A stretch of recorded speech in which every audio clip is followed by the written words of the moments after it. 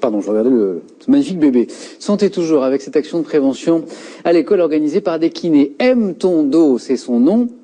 Il s'agit notamment de sensibiliser, vous savez que le problème n'est pas nouveau, sur le poids du cartable. Reportage dans l'Hérault d'Esmeralda Terpero et Enrique Garibaldi. Ouais, ça commence à être déjà bien lourd. Le poids et le modèle du cartable sont la cible de ce kinésithérapeute. Face à ses collégiens, il insiste sur leur insouciance. La charge totale d'un cartable ne doit pas dépasser 10% du poids d'un élève. Je fais 30 kilos et mon cartable, il fait 7 kilos. C'est beaucoup, hein. T'as mal au dos? Non, c'est bon. Est-ce que tu peux le porter sur les deux épaules, celui-là? Non. Non? Donc tu vas le porter comment? Comme ça. Et si c'est lourd, tu vas faire ça pour redresser. Est-ce que je vais pouvoir me tenir droit avec les épaules bien horizontales, bien parallèles? Non.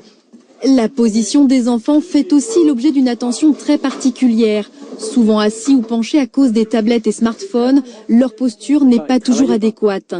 Quelques exercices sont alors nécessaires pour aider les jeunes à mieux se tenir.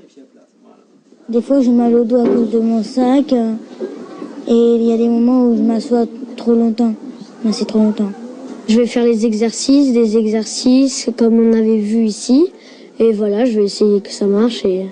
Pourquoi? Parce que t'as pas envie de quoi? Non, j'ai pas envie que ça me fasse mal au dos et que mon dos il soit tout tordu et voilà. Une étude révèle que plus de la moitié des élèves souffriraient de maux de dos.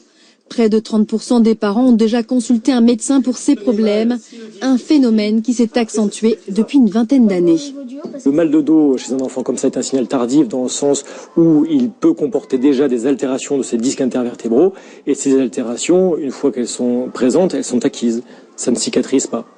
Cette action de prévention payante n'est pas encore généralisée dans tous les établissements. Pourtant, 1 heure suffit pour éviter des maux de dos à vie.